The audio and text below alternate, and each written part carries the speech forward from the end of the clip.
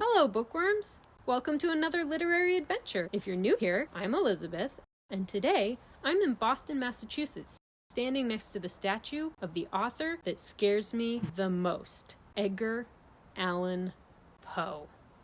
In an attempt to conquer my fear of Poe's writing, I plan to visit all 4 of the Edgar Allan Poe House museums on the Eastern Seaboard. Was he really a creepy bloke? Let's find out. Poe was born here in Boston in 1809, but his story doesn't really start here. It really starts in Richmond, Virginia, so we're going to have to go there first.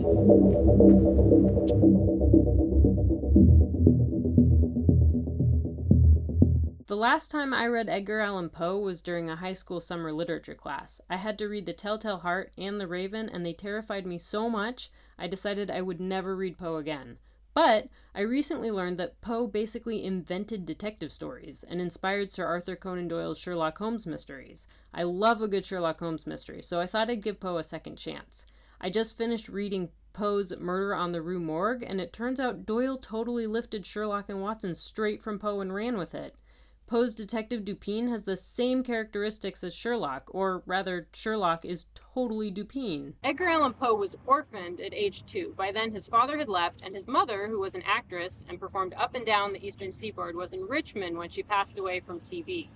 This was the first death of a woman in his life, and the death of women shows up as a theme in several of his writings. His mother was buried here at St. John's Church. Unfortunately, the churchyard was closed on the day I visited, but Sharon Pajka, author of the book The Souls Close to Edgar Allan Poe, kindly provided me with a virtual walk in the cemetery to Elizabeth Poe's grave so that we can see what I missed.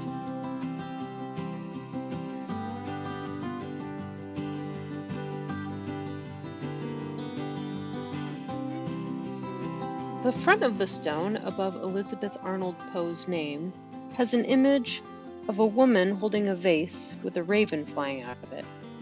The back of the stone has an excerpt from an article that Poe wrote about his mother. In it, he says, "No earl was ever prouder of his earldom than Poe was of his mother. He respected her for being an actress, even if much of society did not, as he too became a struggling artist, although of a different medium." And before leaving the cemetery, Sharon suggests we make a stop at the graves of Mary Royster, the mother of Poe's first and last fiancé, and Thomas White, Poe's boss when he worked at the Southern Literary Messenger.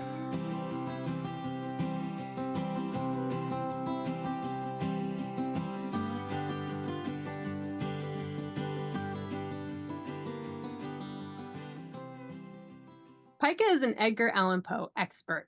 She's been a museum tour guide at the Richmond Poe Museum. She leads Poe walking tours in the Richmond Shockoe Hill Cemetery. And in her book, The Souls Close to Edgar Allan Poe, she takes her readers to visit the graves of 36 of Poe's closest friends, family, and acquaintances. And through these visits, she gives a fuller picture of who Poe the man really was based on what we know about his interactions with the individuals that she visited. So I thought I would give Sharon a call and ask her to share some of her knowledge about Poe with us.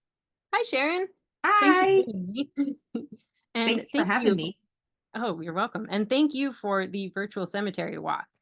I was hoping that you could share a little more about the grave of Edgar Allan Poe's mother. So Poe's mother, Eliza Arnold Poe, is actually buried in St. John's Church, which, remember Patrick Henry, give me liberty or give me death? That was the churchyard. She's on the eastern part near the wall, and we don't know exactly where she's buried, but she's in the general area of where the marker is today because she was an actress.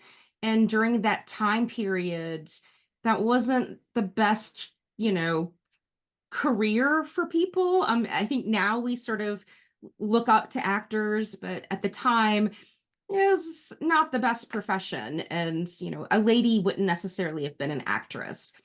But because she was so beloved by the Richmond community, it's believed that John Allan, who ended up being Poe's foster father, used sort of his, reputation to encourage the church to allow her to be buried there. But there are some, statements that she was buried at midnight, and that she, um, people didn't, it wasn't a publicized funeral. It was sort of hush hush. Interesting. She died in 1811, and in 1912, so a quite a long time after her death, it was the Raven Society at the University of Virginia who began planning for this monument, but it was delayed 16 years. That seems kind of like academia in some ways, but it was delayed. But finally, it did come to fruition. It's a beautiful monument. Thank you. That was fascinating. Now back to Richmond. Edgar and his sister were fostered out to two different families in Richmond, and Edgar was taken in by the Allens, and although they never formally adopted him, he did take their last name as his middle name. We're now going to head to the Poe Museum here in Richmond to learn a little more about Poe's upbringing with the Allens. Although the house the Allens lived in no longer exists, and Poe never lived in this building, the Poe Museum here in Richmond holds the largest amount of Poe memorabilia in the country. The Allens provided for young Poe, and while his relations with his foster mother were good, his relations with his foster father were not so good. The Poe Museum has a great audio tour, which we've downloaded to our phones ahead of time, so now we can listen to it as we go around following the numbers on the wall. So we're in the first building of the Poe Museum, which is all about Poe's childhood with the Allen family. Besides furniture from Poe's childhood room and the chair he sat in while working for the Southern Literary Messenger magazine in Richmond, the museum has first editions of some of his writings.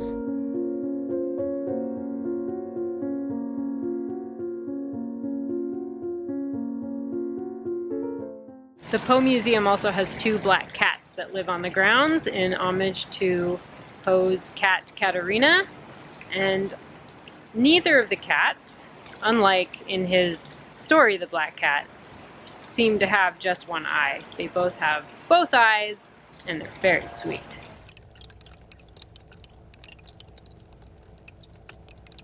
If you can't make it to the museum here in Richmond, they do provide virtual tours, and they have a great YouTube channel full of informative and fun videos for a whole lot more Poe content. By the time Poe enrolled in college in the University of Virginia, things began to unravel. His foster father had not given Poe enough money for school, and Poe began drinking, gambling, and racking up debt, and his foster father wouldn't help pay for the debt and forced Poe to drop out of school. And now I'm going to awkwardly stand in front of this private residence to tell you about Poe's unrequited love with Elmira. At 17, Poe and Elmira were in love and were going to get engaged, but he left for college, and her father did not want her marrying Poe, so he intercepted Poe's letters, and Poe returned from college to find that Elmira was engaged to somebody else. So he quarreled with his family and left for good. He left for Boston. Returning to Boston, he joined the military because he had no money, and 2 years into that, he decided that was not for him, though somehow he managed to get his military buddies to cough up enough money to help him publish a book of poems. And then, from there, he enrolled in West Point, and upon going to West Point, decided that also wasn't for him. So he managed to get himself court-martialed to get out of West Point, because he was not allowed to drop out of West Point without the okay from his foster father, and because his foster father wouldn't give the okay, Poe decided just to neglect his duties and get court-martialed for neglect of duties. So, leaving West Point, he then went to Baltimore. Welcome to Baltimore. After getting himself court-martialed from West Point, Poe moved here to this house behind me, where his aunt and cousins were living. This is where he met his cousin, who he would later marry. We're going to go check out the house where they were living for 2 years.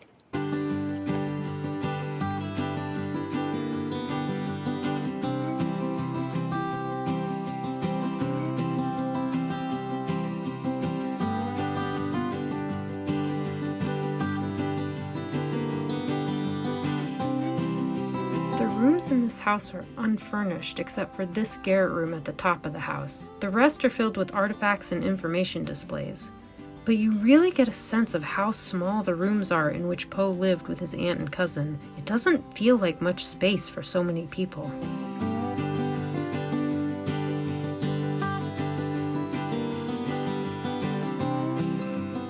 Can you tell me a little about Poe's relationship with the aunt and cousin that he lived with in Baltimore and why they might have been living in the house that's now a museum?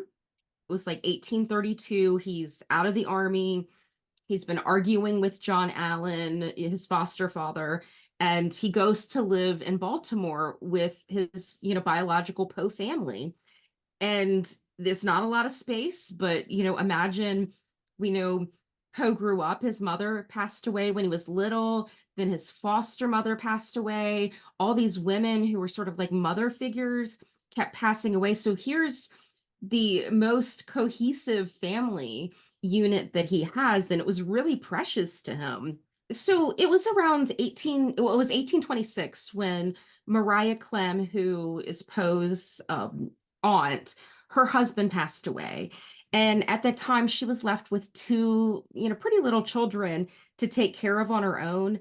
At the time, she didn't work, but she ended up pretty much making a living on her own. Her mother had an annual pension, and that really helped. The grandmother's pension was based on Poe's grandfather's military career, and that money supported the entire family. The children, eventually Edgar Poe. Around the time that he went to the Southern Literary Messenger, the grandmother passed away, which means that pension money was completely gone. And Mariah, her son had passed away. It was Mariah and Virginia. And, two women, and I mean, like little girl, but two women, what were they going to do? So at that time, it was Josephine Clem Poe, who was a half sister to Virginia. She and her husband, Nelson Poe, so cousin to Edgar Poe, the the family trees are very complicated because the Clems and the Poes like intermarried. That was something that the families did. But Nelson and Josephine offered to take in Virginia and give her an education, also take in Mariah. Um, Mhm. so to give her an education, there was housing security. It seemed like a really, really good deal for these two women. And Mariah wrote to Edgar Poe, who was like furious. Like I said, this is his family. He completely felt like Nelson Poe was trying to undermine his role in this, this little family that he had created. He felt like they were trying to break it up, and he didn't want anything to do with that. Interesting. So he pleaded with Mariah. Whatever Mariah was feeling, it worked because he ended up being the son-in-law too. He actually called Mariah Muddy, which was, you know, and mother. Even some of his poetry that he wrote in 1849, he wrote to my mother, and the poem's focus is very much on his relationship with his mother-in-law. So he saw her as a mother figure. Hmm. And married Virginia when she was Virginia 15.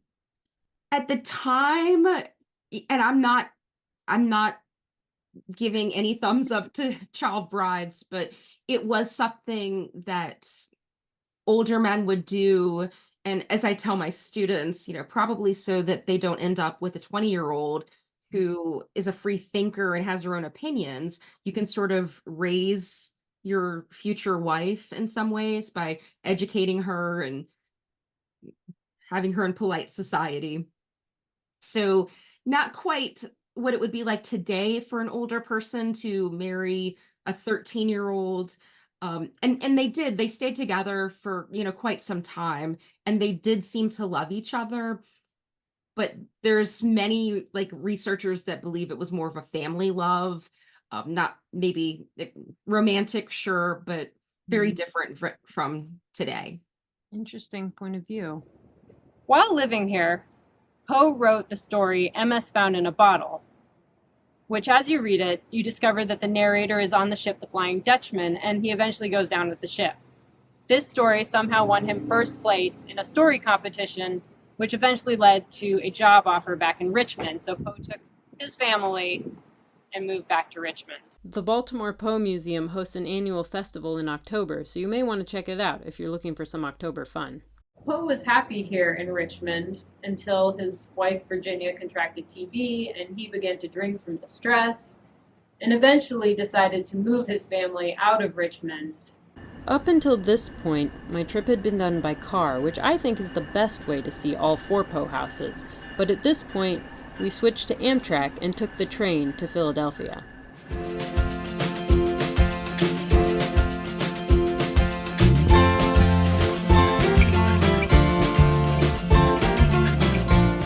Welcome to Philadelphia!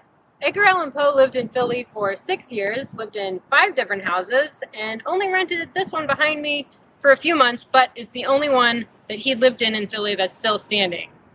While here in Philly, he wrote some of his most famous stories, like The Murder in the Rue Morgue, which became the inspiration for Sherlock Holmes, and The Fall of the House of Usher, so I came dressed appropriately with my Fall of the House of Usher printed on my lithograph tee.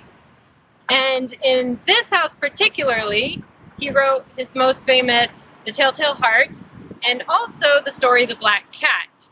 And unfortunately, we can't go inside because it's closed due to COVID, but the Park Service has given me some photos that I can show you. So I will show you because it's thought that the basement of this house was the inspiration for the Black Cat because of the false back of the chimney. I was also really looking forward to going inside because this particular house museum practices arrested decay, which means there's no furniture inside the houses and there are only pictures on the wall to show you what it might have looked like. And from a museum exhibit standpoint, I thought it would be fascinating, but alas. This is where Poe is really his work is becoming more, popular. He's really hitting some, creative strides at this point, and he's happy. This is something we don't often talk about Poe. He has a garden. He's really enjoying life. And Mariah, she must have been very comfortable too, because now she's got this role of the matriarch of the family. So everyone seems happy. And then what happens usually, and it's the time period as well, but Virginia gets sick. Mm-hmm. And that must have been so distressing to Poe, not only because his wife is sick, but again, that extra layer of he's going to lose the only family that he knows. So Poe was the first American to try and make his living solely by writing, which unfortunately meant he had to move a lot. And also, he had moved here in Philadelphia, which at the time was considered the outskirts, because of his wife's health. She had TB, and they didn't understand she wasn't going to get better, but he had hoped living here that she would improve. When she didn't, he ultimately decided for work and in the hopes of improving her health that he would move his family to the outskirts of New York. So that's where we're going to go next.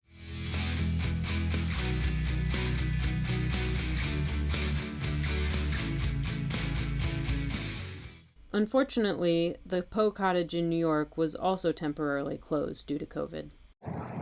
Welcome to the Bronx, New York. This is the 4th and final Poe House Museum on the Eastern Seaboard. This is the house that Poe was living in before he passed away. If you can believe it, he moved here when this area was pastoral. He moved here in the hopes of improving his wife's health. Unfortunately, she passed away from TB here in this 2-story white cottage. She probably knew that her body was giving in. She was very sick for, quite some time. And she made her mother promise that Mariah wouldn't leave Poe. And Mariah kept her word. Virginia passed away. Mariah stayed with Poe, still acted as his mother-in-law, aunt, as his family. Despite his grief, Poe went on to write some of his most famous poetry here. including the Raven. He became almost an instant success from the Raven. Things were beginning to look up for Poe. He took a business trip to Richmond. He reconnected with Elmira, who he had wanted to marry at age 17, and was re-engaged to be married to her now at age 40 when he suddenly passed away. But for the end of the story, we're going to have to go back to Baltimore. Welcome back to Baltimore. Now this is where Poe's story gets Poe-esque. Poe was on a lecture tour in Richmond and on his way back to New York, where he was living at the time, and found incoherent in the streets of Baltimore, in some other person's clothes. Nobody knows how he ended up in Baltimore, what he was doing. He was taken to the hospital and a few days later passed away. He was age 40. To this day, there are several theories, but nobody actually knows what caused his death. He was brought here to Westminster Burial Ground and buried. Now, I know that Poe was originally buried elsewhere in the cemetery. Can you tell me a little bit about his grave being moved and also the Poe-like story of the Poe toaster? Yes. So today, when you walk into Westminster Burying Ground, the monument that, we come to know as the Poe grave is right there. But originally, he was buried in his grandfather's plot, which is near, the kind of the back of the churchyard. And again, it was another teacher and students who were raising money through this Pennies for Poe campaign. Sarah Sigourney Rice was the teacher. So she, her students, some other teachers raised money to erect this monument, which I think is absolutely fantastic. It was like a decade-long campaign.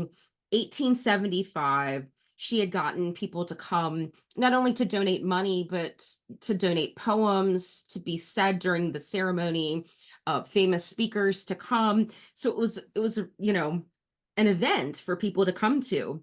But you ask about the Poe toaster, and I love talking about the story. So this was the name of this mysterious figure that for 7 decades would go on the night of Poe's birthday to the original grave, not the monument, but the actual one, the plot in the back. And he would leave like these little tokens of remembrance. So a bottle of cognac, 3 red roses.